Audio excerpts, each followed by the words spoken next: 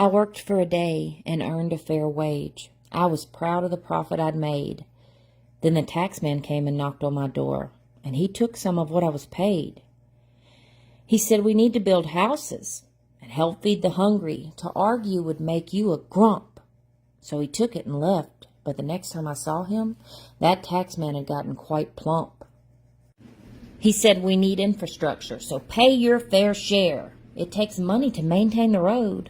With every dollar I made, that tax man came back and took what he said he was owed. "My street's in bad shape," I said. "Will it be fixed?" He said, "One day, but those things take time." Then off he went to his part of town where the roads are all smooth and just fine. I decided I'd open my own little store, a business to run as I please.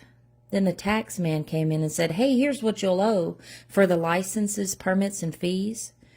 "I can't afford that," I said. "This is a small business. It's already a risky endeavor."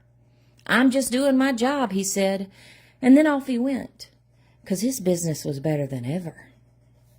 I saved up for years to get a down payment, to stop renting and finally own.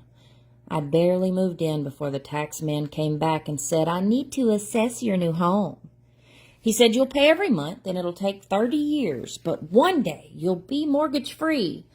Of course, you'll pay tax on the property the rest of your life, and if you can't, then it all goes to me." And that's how it was for all of my life. What I had, the tax man got too. He said, "This is how we make things better. Just trust me, it's what's best for you." If I earned it or spent it or saved it, he got some. But he told me it's all for the movement. Using your money will fix everyone's problems. But for me, there was never improvement. And as I laid in my bed, my children beside me, I was old and gray and skinny.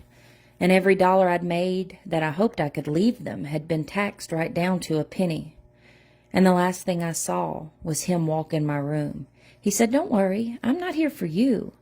And then he turned to my children, and with a smile on his face, he said, "I'm the tax man. How do you do?"